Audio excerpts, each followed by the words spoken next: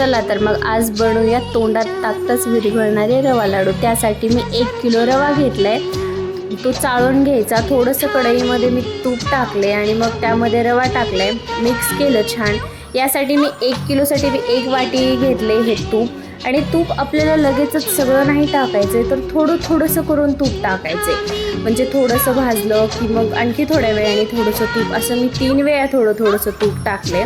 हे टाकलं की छान मिक्स करून घ्यायचं। गॅसची फ्लेम एकदम लो ठेवायची, याच्यासाठी थोडासा वेळ लागतो रवा फुलण्यासाठी। तर पेशन्स खूप महत्त्वाचे आहेत यामध्ये। सारखं आपला हात चालवत राहायचं की म्हणजे खाली चिकटू नये, काळं वगैरे पडू नये त्यासाठी। मग रवा फुलला होता माझा, छान भाजून झालता।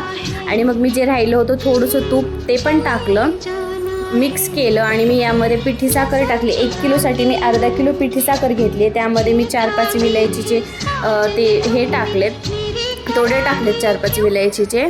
आणि मग ते मिश्रण झालं की त्याला थोडा वेळ ताट झापून ठेवायचं थोडा वेळ। आणि मग मिक्सरला लावून घ्यायचं, बारीक करून घ्यायचं, एकदम असा मुटका झाला पाहिजे। आणि हे झालं की मग आपण लाडू वळायला घेऊयात। मग त्यासाठी माझ्या मुलाचं म्हणणं होतं की लाडूमध्ये ना हे ब्लॅकवाले मनुके टाकायचे, तर मी ते टाकलेत आणि रेडी आहेत हे आपले लाडू। तुम्ही पण नक्की ट्राय करून बघा। Bye bye, thanks for watching.